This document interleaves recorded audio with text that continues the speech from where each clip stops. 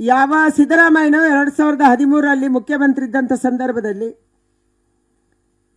Popular front of ಇಂಡಿಯಾದ ಎಲ್ಲ ಕೇಸ್ಗಳನ್ನು ವಾಪಸ್ ತಗೊಂಡು ಆ ಎಲ್ಲ ಸಮಾಜದ್ರೋಹಿಗಳನ್ನು, ದೇಶದ್ರೋಹಿಗಳನ್ನು, ಭಯೋತ್ಪಾದಕರನ್ನು ರಸ್ತೆಗೆ ಬಿಟ್ಟರು. 10 ನಮ್ಮ ಹಿಂದೂ ಯುವಕರ ಹತ್ಯೆ ಆಯಿತು. ಪ್ರವೀಣ್ ನೆಟ್ಟಾರಿಯೋ ಕೇಸಿನ ನಂತರ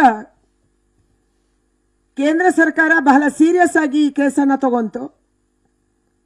ಇದರ ಪರಿಣಾಮವಾಗಿ ಪಾಪ್ಯುಲರ್ ಫ್ರಂಟ್ ಆಫ್ ಇಂಡಿಯಾ ದೇಶದಲ್ಲಿ ಬ್ಯಾನ್ ಆಯಿತು. ಈ ಬ್ಯಾನ್ ಆದಂಥ ಸಂಘಟನೆಯ ಎಲ್ಲ ಯುವಕರು ಅದರದೇ ಮುಖವಾಣಿಯಾಗಿರುವಂಥ ಪೊಲಿಟಿಕಲ್ ಪಾರ್ಟಿ SDPI ಸೇರಿದರು. ಇವತ್ತು SDPI ಕಾಂಗ್ರೆಸ್ಗೆ ಬೆಂಬಲ ಸೂಚಿಸಿದೆ. ಯಾರ ಭಯೋತ್ಪಾದಕರಿದ್ರು, ಯಾರನ್ನ ಸಿದ್ದರಾಮಯ್ಯ ಬಿಡುಗಡೆ ಮಾಡಿದ್ರು, ಯಾರು ಹಿಂದೂ ಯುವಕರ ಹತ್ಯೆಗೆ ಕಾರಣಕರ್ತರಾಗಿದ್ರು, ಯಾರು ಹಿಂದೂ ಯುವಕರ ಹಲ್ಲೆ ಮಾಡಿದ್ರು, ಅವರೆಲ್ಲರೂ ಬಿಡುಗಡೆ ಆಗಿದ್ದು ಮಾತ್ರ ಅಲ್ಲ, ಅವರನ್ನು ರಸ್ತೆಗೆ ಬಿಟ್ಟಿದ್ದು ಮಾತ್ರ ಅಲ್ಲ, ಅವರೆಲ್ಲರ ಕೇಸನ್ನು ವಾಪಸ್ ತಗೊಂಡು ಇವತ್ತು ಸಿದ್ದರಾಮಯ್ಯನವರು ಅವರೇ SDPIಗೆ ಜಾಯಿನ್ ಆಗಿ ಕಾಂಗ್ರೆಸ್ಗೆ ಬೆಂಬಲ ಕೊಡ್ತಾ ಇದ್ದಾರೆ. ಕರ್ನಾಟಕ ರಾಜ್ಯದಲ್ಲಿ ಕಾನೂನು ಸುವ್ಯವಸ್ಥೆ ಎಲ್ಲಿದೆ? ಕಳೆದ ವರ್ಷದ ಈದ್ ಮಿಲಾದಲ್ಲಿ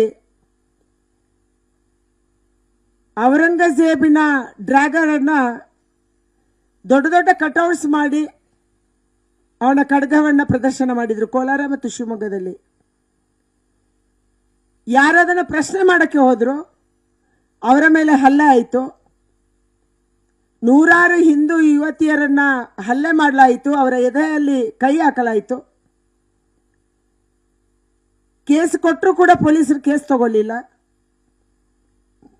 ಶಿವಮೊಗ್ಗದ ಒಂದೊಂದು ಮನೆಯ ಕಥೆಯನ್ನ ಕೇಳಿದ್ರೆ ದುಃಖ ಆಗುತ್ತೆ. ನಾವು ತುಂಬಾ ವಿಚಾರವನ್ನ ಹೆಣ್ಮಕ್ಳ ಬಗ್ಗೆ ಹೇಳ್ಕೊಳ್ಳಕ್ಕೆ ಬರಲ್ಲ ಅಂತ ದುಃಖ ಆಗುತ್ತೆ.